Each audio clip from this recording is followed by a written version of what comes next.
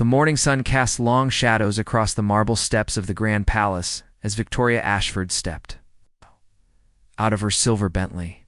Her designer heels clicked against the stone with the confidence of someone who believed the world owed her everything. At 35, Victoria had built an empire in luxury fashion, and her arrogance had grown alongside her bank account. She wore a cream-colored coat that cost more than most people's monthly salary, her perfectly styled blonde hair catching the light as she surveyed the palace grounds with the air of someone inspecting property she might purchase. Today was different from her usual shopping trips to exclusive boutiques or meetings with influential clients. Today, she had been invited to a charity gala hosted by the royal family, an event that would cement her status among the social elite. Victoria had spent weeks preparing for this moment. She had hired the best stylists, purchased jewelry that sparkled like captured stars, and practiced her most charming smile in the mirror. This wasn't just about charity for her. This was about being seen, about proving that Victoria Ashford belonged in the same circles as royalty and aristocrats. As she approached the palace entrance, she noticed the guards standing at attention. They wore traditional uniforms with gold braiding and tall black hats, their faces stern and professional. Victoria barely glanced at them, considering them nothing more than decorative fixtures. Like the marble columns or ornate fountains, the first guard she passed was a young man with kind eyes who nodded respectfully as guests walked by. Victoria didn't acknowledge him. The second guard was an older gentleman with medals on his chest, clearly a veteran of many years of service. Again, Victoria looked through him as if he were invisible, but it was the third guard who would change everything. Standing near the main entrance was a man who appeared to be in his early 30s. His uniform was identical to the others, but something about his bearing suggested he was different. His posture was perfect, his gaze steady and alert. His name was James Morrison, though Victoria would never bother to learn it. What she also didn't know was that beneath that simple uniform stood someone whose background was far more complex than she could imagine. James had been watching the stream of wealthy guests with quiet observation. He had seen this type before, people who measured worth by bank accounts and treated service staff as if they were part of the furniture. He maintained his professional demeanor, as he had been trained to do, but he couldn't help noticing the way some guests looked right through him and his colleagues. Victoria approached the entrance with her usual air of superiority. She was busy adjusting her diamond bracelet and checking her reflection in her phone's camera when she accidentally dropped her expensive clutch purse. The small bag hit the ground with a soft thud, and its contents began to spill across the marble steps. Without thinking, James stepped forward to help. It was an instinctive gesture of courtesy, the kind of thing he had been raised to do, regardless of someone's social status. He bent down and began gathering her scattered belongings, lipstick, credit cards, and what appeared to be several $100 bills. "Allow me to help you, madam," James said politely, his voice carrying a slight accent that Victoria couldn't quite place. Victoria looked down at him with disgust, as if he had personally offended her by existing. "Don't touch my things," she snapped, her voice loud enough to draw attention from other guests nearby. James immediately stopped and stepped back, raising his hands in a gesture of apology. "I was only trying to help, madam. I meant no offense." But Victoria was just getting started. The stress of wanting to make a perfect impression, combined with her natural arrogance, created a perfect storm of ugly behavior. She snatched her purse from the ground and began stuffing her belongings back inside while glaring at James. "How dare you assume you can touch my personal property?" she continued, her voice rising. "Do you have any idea how much this bag costs? It's worth more than you make in a year." Other guests began to slow their pace, some stopping entirely to watch the scene unfold. James remained calm, his expression unchanged despite the public humiliation.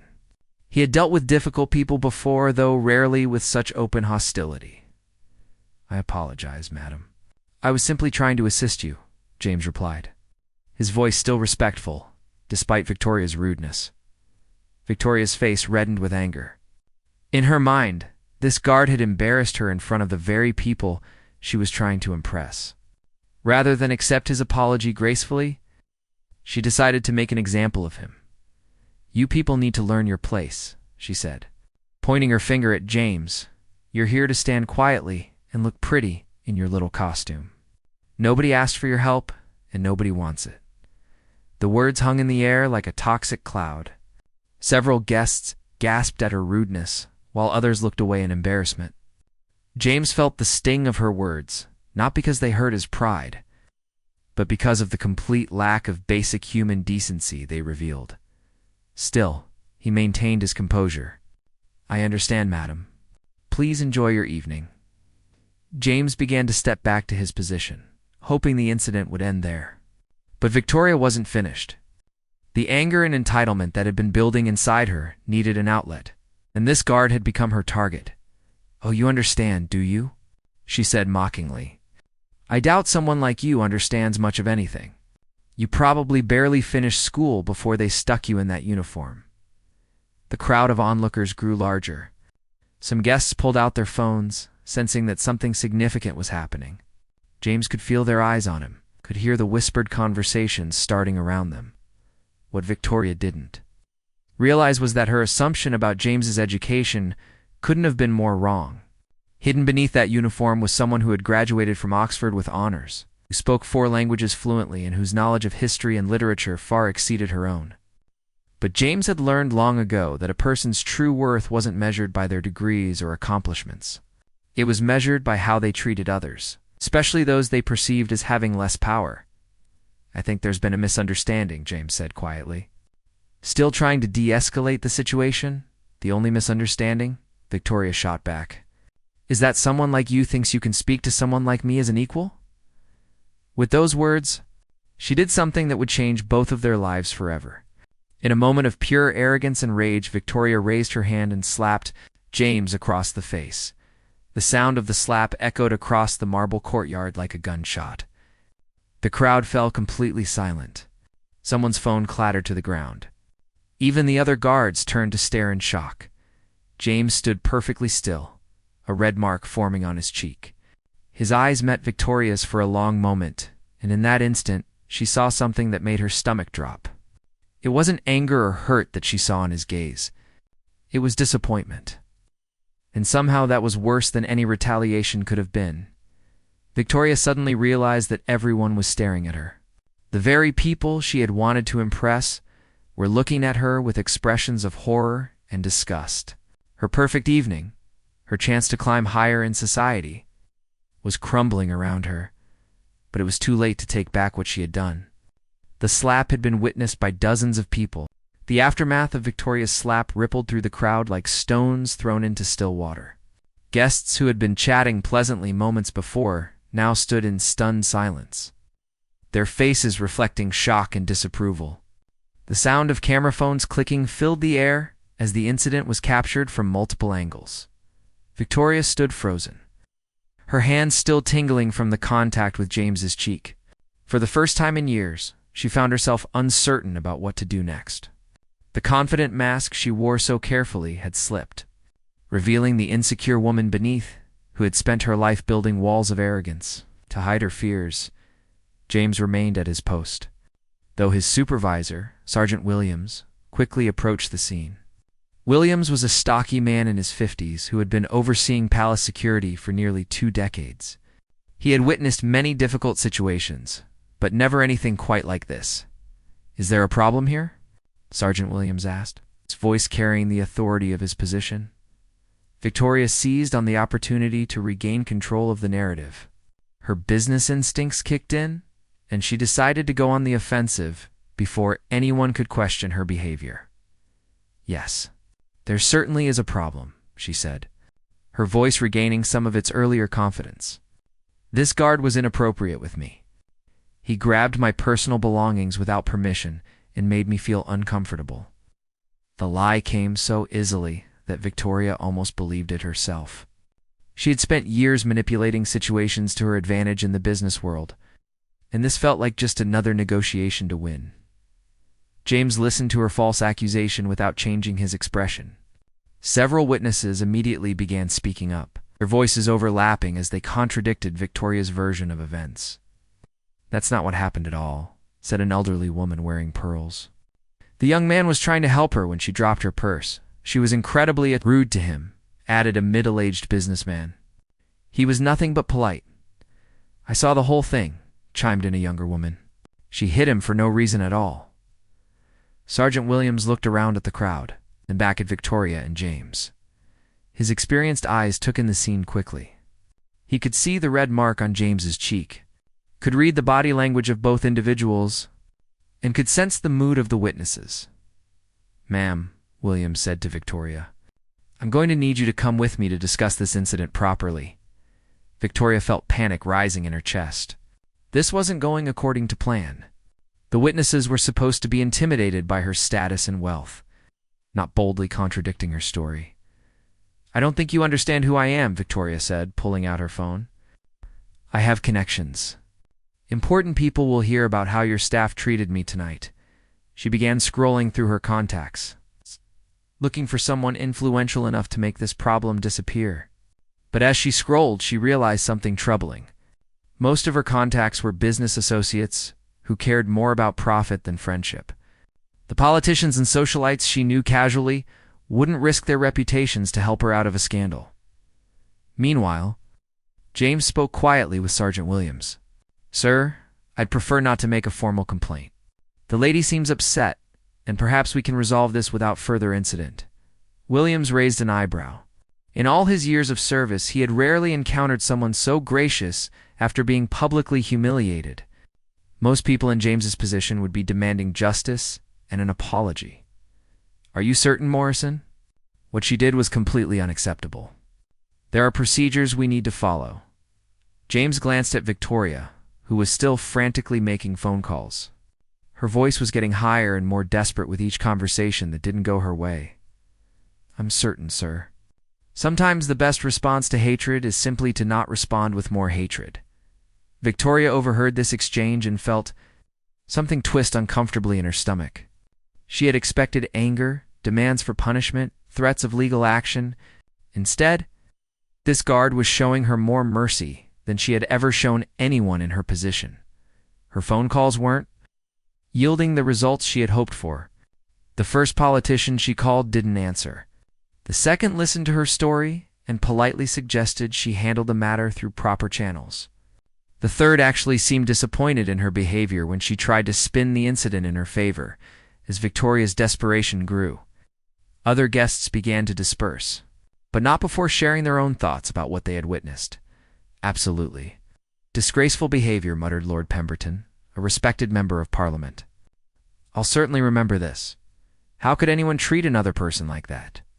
asked Lady Catherine, shaking her head as she walked past Victoria. "I'm posting this on social media," announced a young influencer who had captured the entire incident on video. "People need to see how she really treats service workers." Victoria felt her carefully constructed social world beginning to crumble. These were exactly the people she had come here to impress. And instead, she had revealed her worst qualities to them. Sergeant Williams returned to Victoria after conferring with several witnesses and reviewing the phone footage that guests were eager to share. "Ma'am, it's clear from multiple accounts that your version of events doesn't match what actually happened. However, the guard you struck has chosen not to press charges." Victoria looked over at James, who was back at his post, standing with the same dignity he had maintained throughout the entire ordeal. She couldn't understand it. In her world, when someone had power over you, they used it. When someone could hurt you, they did. But this man was choosing differently. "I want to speak with whoever is in charge," Victoria demanded. Though her voice lacked its earlier conviction, "That would be Captain Harrison," Williams replied. "But I should warn you that he witnessed the entire incident from the security office. The palace has cameras throughout the grounds." Victoria's face went pale. She hadn't considered that the incident might have been recorded by security cameras. In her panic and anger, she had forgotten that she was on one of the most closely monitored properties in the country. "I need to think about this," she stammered. "Take all the time you need, ma'am," Williams said. "But I should inform you that given the nature of tonight's event and the number of witnesses, this incident will need to be documented in our security reports as the immediate." Crowd dispersed and the evening's events continued around them. Victoria found herself standing alone near the palace entrance. The other guests gave her a wide berth. She could hear whispered conversations wherever she went. She looked again at James, who was helping an elderly guest navigate the marble steps with the same courteous attention he had tried to show her. She watched as he smiled warmly at the guests' grandchildren, pointing out interesting architectural features of the palace with obvious knowledge and enthusiasm. For the first time, Victoria began to wonder who this man really was. She had assumed he was just another uneducated guard. But something about his manner of speaking, his calm composure under pressure, and his surprising mercy suggested there was more to his story. The charity, that was supposed to be her triumph, was turning into her downfall. And the man she had humiliated was the only one showing her any kindness. Victoria didn't yet know that her problems were just beginning, or that James Morrison was far more than he appeared to be. By the time Victoria finally entered the palace ballroom, the charity gala was in full swing. Crystal chandeliers cast dancing patterns of light across marble floors. The air buzzed with sophisticated conversation and gentle laughter. Under normal circumstances, this would have been exactly the environment where Victoria thrived. But tonight felt different.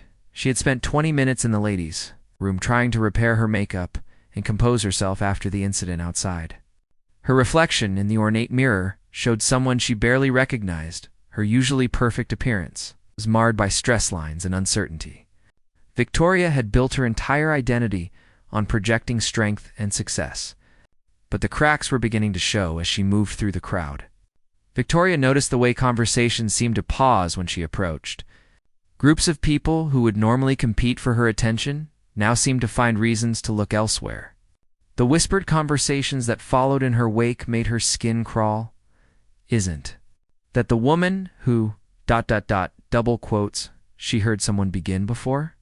Lowering their voice. Absolutely. Shocking behavior, came another whisper. Saw the video already posted online. It's going viral. Victoria's blood ran cold.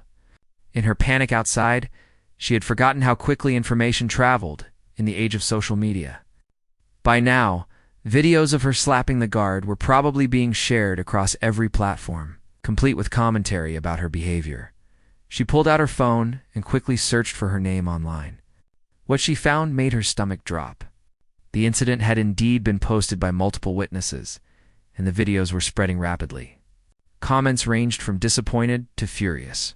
When many people expressing admiration for the guard's dignified response, who does she think she is? That poor man handled it so gracefully. This is how the wealthy really think about working people. Someone needs to identify her company so we can boycott it. Victoria's hand shook as she read comment after comment condemning her actions. Her business depended heavily on public image and social media marketing. A scandal like this could destroy everything she had worked to build. Across the ballroom, she spotted some business associates she had hoped to network with tonight. Victoria approached their group, trying to project confidence despite her inner turmoil. How wonderful to see you, Victoria said to a well-dressed woman who ran a chain of luxury boutiques. Margaret's smile was notably cooler than usual. Victoria, we were just discussing tonight's earlier events. The awkward silence that followed made it clear that Victoria's behavior had already become a topic of conversation among the very people whose respect she needed most. I think there may have been some misunderstandings about what happened, Victoria began, but Margaret cut her off. I don't think there was any misunderstanding. We all saw it quite clearly. Margaret's voice carried a note of disapproval that Victoria had never heard before. Excuse me, I see someone I need to speak with. The group dispersed, leaving Victoria standing alone in the middle of the crowded ballroom. She felt more isolated than she had ever felt in her life. Meanwhile, outside the palace, James Morrison continued his duties with professional composure.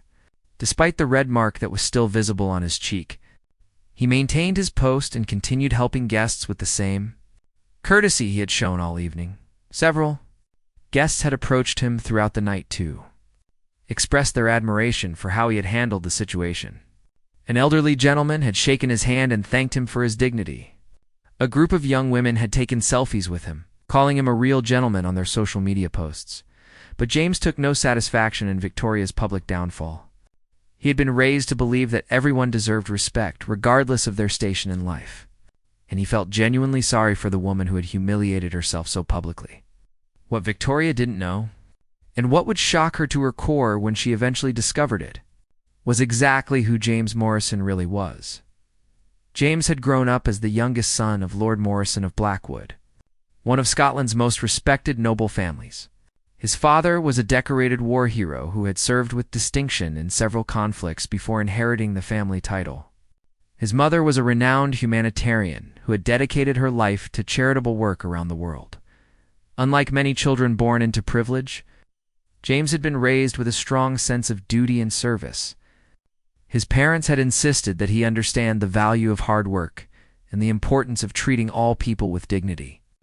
They had sent him to work summers in various jobs, farmhand, construction worker, restaurant server, so that he would never forget what real work felt like. After graduating from Oxford with degrees in history and international relations, James had shocked his family by enlisting in the military rather than taking his expected place in the family business or government.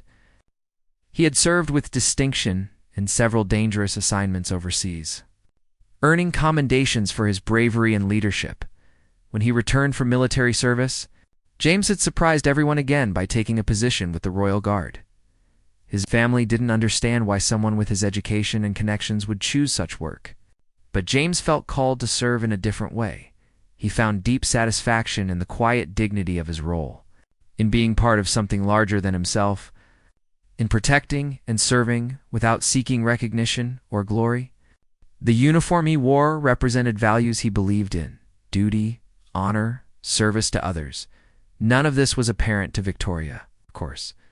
She saw only what she expected to see: a working-class man in a service position whom she could treat as inferior. Back inside the ballroom, Victoria's evening continued to deteriorate. A prominent socialite who had previously been eager to include Victoria in her exclusive events now gave her the cold shoulder. A business contact who had been negotiating a potentially lucrative partnership sent her a text message postponing their upcoming meeting indefinitely. By the time the charity auction began, Victoria found herself sitting alone at a table that should have been filled with important connections. The isolation was crushing for someone who had built her identity around social status and networking. The evening's main speaker was introduced as a lay representative of the royal family who would be discussing the charitable work they supported. Victoria barely listened at first, too consumed by her own problems to pay attention, but then the speaker began talking about dignity, respect, and the importance of treating all people as valuable human beings, regardless of their position in society. Every word felt like it was aimed directly at Victoria, though she knew the speech had been written long before her incident. True nobility, the speaker said, is not determined by birth or wealth, but by how we treat those who have no power to help us or hurt us. It is measured by our kindness to strangers, our patience with those who serve us, and our willingness to lift others up rather than tear them down. Victoria squirmed in her seat, feeling as though everyone in the room was looking at her. The guilt and shame she had been trying to suppress all evening came flooding back with crushing force. As the auction proceeded, Victoria noticed that her bids were being met with surprised glances and whispered comments. Items she might normally have won easily were going to other bidders who seemed eager to outbid the woman who had made such a spectacle of herself. Even her money, it seemed, was no longer enough to buy her the respect and inclusion she craved. By the end of the evening, Victoria had gained a clear understanding of just how completely her moment of arrogance had destroyed her social standing. But she still had no idea that the man she had humiliated was someone whose forgiveness and respect she should have valued far more than she could possibly imagine. The next morning brought consequences that Victoria could never have anticipated. She woke up in her luxury apartment to find her phone buzzing constantly with notifications, missed calls, and messages. What had started as a few social media posts had exploded overnight into a full-scale public relations disaster. Victoria's assistant, Sarah, had been fielding calls since 6 in the morning. When Victoria finally answered her phone, Sarah's usually calm voice was strained with stress. "Victoria, we have a serious problem. The story has been picked up by major news outlets. It's trending on Twitter, and someone identified your company. We're getting hundreds of calls from reporters, and customers are already posting about boycotting our products." Victoria rushed to her computer and began searching for her name online. What she found was far worse than she had feared. The videos of her slapping James had been viewed millions of times. News articles were being published with headlines like, "Fashion Executive's Shocking Attack on Palace Guard," and "When Privilege Goes Too Far, a Lesson in Entitlement." Even more damaging were the detailed investigations into her business practices that had emerged overnight. Reporters had discovered complaints from former employees about her difficult management style, stories about her rudeness to service staff at restaurants and hotels, and examples of her generally entitled behavior. But it was the positive coverage of James that really stung. Somehow, investigative reporters had discovered more about the guard she had attacked, and what they found was remarkable. Hero. Guard shows grace under fire. Read one headline. The noble response of a true gentleman proclaimed. Another dot, the articles revealed that James Morrison had served with distinction in the military, had volunteered with numerous charities, and was known among his colleagues for his kindness and professionalism. Several palace staff members had spoken anonymously about his character, describing him as someone who always helped others and never complained about difficult situations. Victoria read these articles with growing horror, not just because they made her look worse by comparison, but because she began to realize she had genuinely wronged someone who deserved much better treatment. Her phone rang again. This time it was her lawyer. "Victoria, we need to discuss damage control immediately. I've been monitoring the situation, and it's escalating rapidly. Your company's stock price has already dropped 15% in pre-market trading. Major retailers are threatening to pull your products from their stores." Victoria felt the blood drain from her face. Her fashion empire, built over 15 years of relentless work, was crumbling because of 30 seconds of uncontrolled anger. "What can we do?" she asked, her voice barely above a whisper.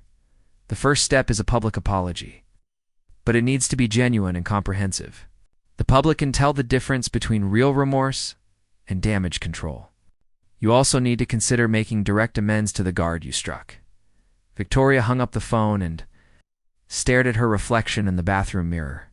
The confident, successful woman she had always seen staring back at her was gone, replaced by someone who looked tired, frightened, and small. Meanwhile, across the city, James Morrison was experiencing his own upheaval, though of a very different nature. When he arrived for his shift that morning, he was surprised to find reporters waiting outside the palace gates.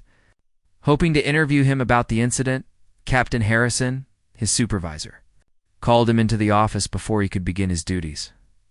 "Morrison, this situation has taken on a life of its own. The press office has been fielding calls all morning about you. Normally, we try to keep our personnel out of the spotlight, but in this case, the public response has been overwhelmingly positive." James was uncomfortable with the attention. "Sir, I was just doing my job. I don't need recognition for basic human decency. That's exactly why people are responding so positively to you," Captain Harrison replied. "In a world where everyone seems to be looking for reasons to be outraged, your response showed genuine class and character." Throughout the morning, James received messages of support from colleagues, friends, and even complete strangers who had somehow gotten his contact information. Military buddies he hadn't spoken to in years reached out to congratulate him on his handling of the situation. But the message that surprised him most came from his father, Lord Morrison, who rarely used text messaging but had somehow managed to send a brief note, "Proud of how you represented our family values. Well done, son." James had always felt pressure to live up to his family's reputation for honor and service. Knowing that his father approved of his actions meant more to him than all the public praise combined. Around midday, Victoria made a decision that surprised even her closest advisors. Instead of hiding behind lawyers and public relations experts, she decided to seek out James Morrison personally to apologize. Finding him wasn't difficult. The palace's public information office confirmed that Guard Morrison was on duty and could be contacted through proper channels. Victoria requested a formal meeting, expecting to be turned down or forced to jump through bureaucratic hoops. Instead, she received a simple reply. James Morrison would be willing to meet with her during his lunch break. Away from the palace grounds to avoid media attention, they arranged to meet at a small cafe in a quiet neighborhood. Far from the cameras and crowds that had surrounded both of them since the incident, Victoria arrived first. Her hands shaking as she ordered coffee, she was too nervous to drink. When James walked in, still wearing his uniform, Victoria was struck again by his bearing. Even in this humble setting, he carried himself with a dignity that she now recognized she had never possessed. Despite all her wealth and success, "Thank you for agreeing to meet with me," Victoria began, as James sat down across from her. "Of course," James replied simply. "I believe everyone deserves a chance to be heard." Victoria had prepared a speech, but looking at this man she had wronged so publicly, all her carefully planned words seemed inadequate. "I need you to know that my behavior yesterday was inexcusable. I was wrong to speak to you the way I did, and I was absolutely wrong to strike you. Nothing justifies what I did." James listened without interrupting, his expression neither hostile nor particularly forgiving. "I've been thinking about why I acted that way," Victoria continued, "and I realize that I've spent so many years building walls around myself, protecting my image and my success, that I forgot how to treat people like human beings, especially people I thought couldn't help my career or hurt my reputation." "What's changed?" James asked quietly. Victoria thought for a moment before answering. "I guess I've learned that how we treat others when we think no one important is watching shows who we really are. And I don't like who I really am." For the first time since sitting down, James's expression softened slightly. "That's a difficult thing to admit." "I want to make this right," Victoria said. "I know my apology doesn't undo what I did, but I want to do something meaningful to show that I'm genuinely sorry." James studied her face, looking for signs of sincerity versus calculated public relations maneuvering. What he saw was a woman who seemed genuinely broken by the consequences of her actions. "What did you have in mind?" he asked. Victoria had been thinking about this since her lawyer's call. "I want to make a substantial donation to charity in your name. I want to publicly take full responsibility for my actions without making any excuses. And if you'll allow it, I'd like to volunteer my time to work with organizations that help people in service industries who face discrimination and abuse." James was quiet for a long moment, considering her offer. Finally, he spoke. "Ms. Ashford, I appreciate your apology, and I accept it. But I need you to understand something. Whatever you do moving forward shouldn't be about repairing your reputation or fixing your business problems. It should be because you genuinely want to become a better person." Victoria nodded, tears forming in her eyes. "I understand, and I promise you, this isn't about my business. Yesterday showed me that I've become someone I never wanted to be. I need to change, not just for my company or my reputation, but for myself." As they prepared to leave the cafe, James made a decision that would surprise Victoria and everyone else who learned about it later. Double quotes Ms. Ashford. James looked directly into Victoria's eyes as he prepared to share something he had kept private throughout his service with the Royal Guard.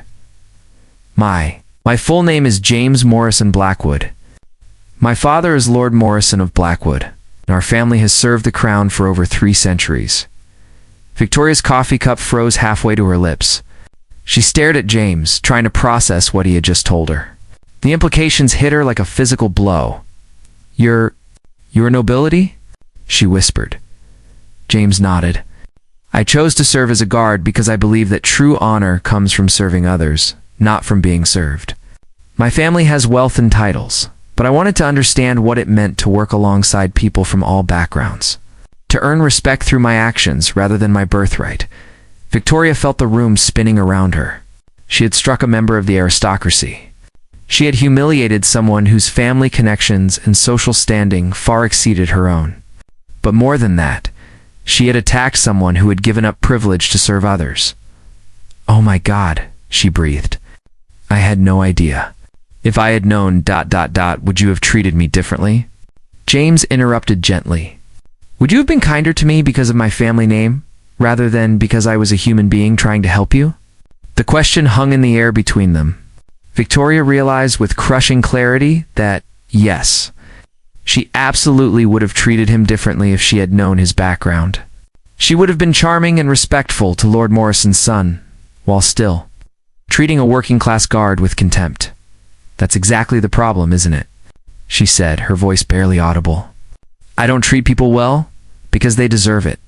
I treat them well based on what they can do for me. James nodded sadly.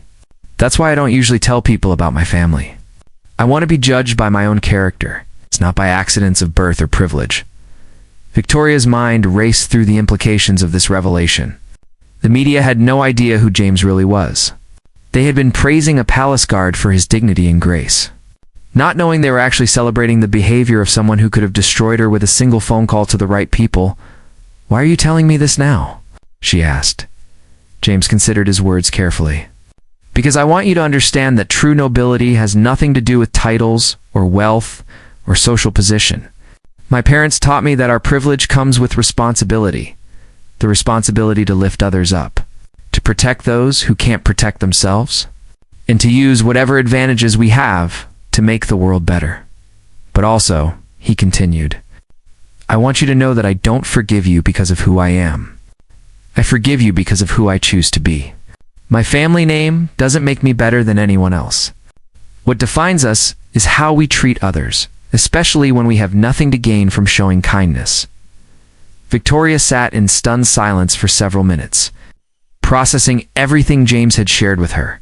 The weight of her actions felt even heavier now, not because she had unknowingly attacked nobility, but because she finally understood the depth of character she had encountered and dismissed. I need to ask you something, Victoria said finally. Your family. They must have connections everywhere. You could have ended my career with a phone call. You could have had me arrested, sued, destroyed.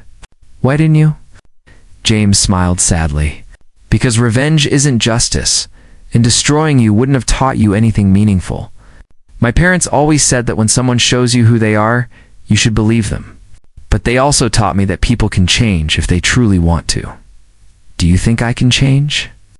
Victoria asked, her voice vulnerable in a way it hadn't been since she was a child. I think yesterday you showed me who you had become. Today, you're showing me who you might choose to be going forward. The question is whether you're willing to do the hard work of becoming that better person when no one is watching and there's no immediate benefit to. Victoria felt tears streaming down her face. For the first time in years, they weren't tears of frustration or anger, but of genuine remorse and hope. I want to try, she whispered. I don't know if I can undo all the damage I've done to myself and others over the years, but I want to try to become someone better. James reached across the table and briefly touched her hand in a gesture of encouragement. That's the first step, but you should know that it won't be easy. Changing fundamental patterns of behavior requires consistent effort and constant self-reflection. Will you help me? Victoria asked. I know I have no right to ask anything of you after what I did. I don't know how to begin. James was quiet for a moment, clearly weighing his response carefully. I'll help you in the way I think will be most meaningful. I'll introduce you to some organizations that work with people in service industries. You can volunteer your time and learn to see the world from their perspective. But more importantly, he continued, I'll check in with you periodically to see how you're progressing. Not to judge you, but to encourage you and hold you accountable to the commitments you make to yourself. Victoria nodded eagerly. Yes, please. I need that accountability. As they prepared to leave the cafe, James made one final observation. Ms. Ashford, you should know that the media attention around this incident will eventually fade. When it does, when no one is watching and there's no public pressure to maintain your changed behavior, that's when your real character will be tested. I understand, Victoria said. And thank you. Thank you for your forgiveness, your guidance, and for showing me what real dignity looks like. After James left, Victoria sat alone in the cafe for another hour. Thinking about everything that had transpired, she realized that her encounter with James had been more than just a humbling experience. It had been a mirror that showed her exactly who she is. It had become and challenged her to become someone better. That evening, Victoria did something she hadn't done in years.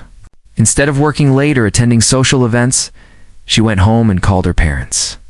Her relationship with them had become distant, as her career consumed more and more of her life, and her success made her feel superior to their simple middle-class values. "Mom," she said when her mother answered the phone, "I need to tell you about something that happened, and I need your advice."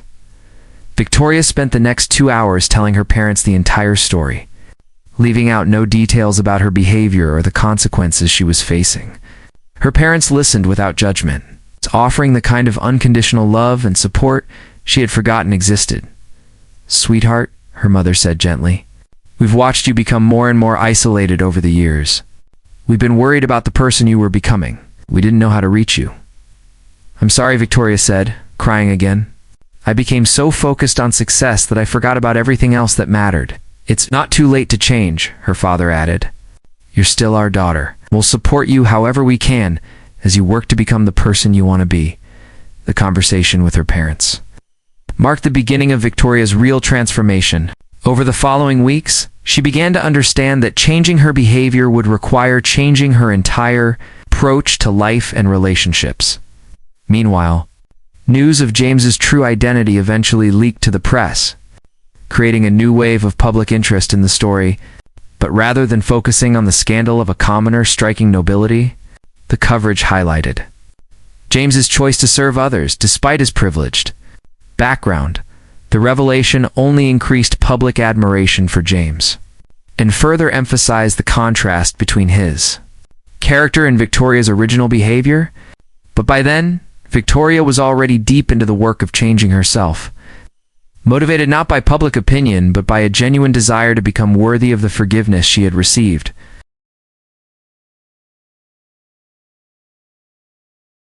Six months after the incident at the palace, Victoria's life looked completely different from the outside. But more importantly, it felt completely different from the inside. The transformation hadn't been easy or quick, and there had been many moments when she wanted to give up and retreat to her old patterns of behavior. Her business had initially suffered significant losses. Several major retailers had dropped her product lines, and her company's stock price had taken months to recover. But something unexpected had happened during the crisis. Victoria's genuine efforts to change, combined with her transparent accountability for her actions, had gradually won back some public trust. More importantly, Victoria had discovered that she no longer measured her worth solely by business success. The work she had been doing with James's guidance had opened her eyes to different ways of finding meaning and satisfaction in life. Every Tuesday evening, Victoria volunteered at a community center that provided job training and support services for people working in the service industry. She helped with resume writing, interview preparation, and sometimes just listened to people share their stories of workplace discrimination and difficulties at first. The other volunteers and the people she was trying to help were skeptical of her motives. They had seen the videos of her behavior at the palace, and many assumed she was only volunteering for publicity purposes. But as weeks turned into months, and Victoria continued showing up consistently without seeking recognition or media coverage, attitudes began to change. Maria, a single mother who worked 3 different service jobs to support her children, had been one of Victoria's harshest critics initially. "I thought you were just another rich lady trying to make yourself feel better," Maria told Victoria one evening after they had worked together on job applications. "But you actually listen to us? You treat us like our problems matter." Victoria felt a warmth from Maria's words that was different from anything she had experienced in her business career. "Your problems do matter. I'm learning that everyone's struggles matter." Regardless of their job or social status, the relationship Victoria was building with the people she served had taught her lessons she never could have learned in boardrooms or at society events. She learned about resilience from a janitor who worked 2 jobs to put his daughter through college. She learned about dignity from a waitress who treated every customer with respect, despite facing rudeness daily. She learned about hope from a security guard who was studying at night to become a teacher. James had kept his promise to check in on Victoria's progress regularly. They met once a month at the same quiet cafe where Victoria had first apologized to him. These meetings had evolved from accountability sessions into genuine conversations between two people who respected each other. "I've been thinking about something you said to me that first day," Victoria told James during one of their meetings. "You said that true nobility comes from serving others, not from being served. I used to think that was just a nice saying, but I'm beginning to understand what you meant." James smiled. "What do you understand now that you didn't before?" "I understand that for most of my life I was focused on getting other people to serve me, my employees, restaurant staff, service workers, everyone. I measured my success by how many people I could get to do things for me. But the people I've been working with at the community center, they find meaning in helping others. They volunteer their time. They support their families. They look out for their neighbors. They're serving something bigger than themselves. And how does that feel different?" James asked. Victoria paused to consider the question carefully. "It feels like I'm finally contributing something meaningful to the world instead of just taking from it. When I help someone get a better job or build their confidence, I feel more satisfied than I ever did from closing a business deal." James nodded approvingly. "That satisfaction you're feeling is what happens when we align our actions with our values. It's what my parents tried to teach me when they insisted I understand what it meant to serve others." Their conversation was interrupted by Victoria's phone buzzing with a text message. She glanced at it, and her face lit up with excitement. "Maria just got accepted for the management training program at the hotel chain," Victoria said. "She's been working toward this for months, and she finally got in." James observed Victoria's genuine happiness for someone else's success. "6 months ago, would you have cared about Maria's achievement?" Victoria's expression grew thoughtful. "6 months ago, I wouldn't have even known Maria existed. I would have walked right past her, the same way I walked past you that night at the palace." "What changed?" James asked, though he already knew the answer. "I learned to see people," Victoria said simply. "Really see them?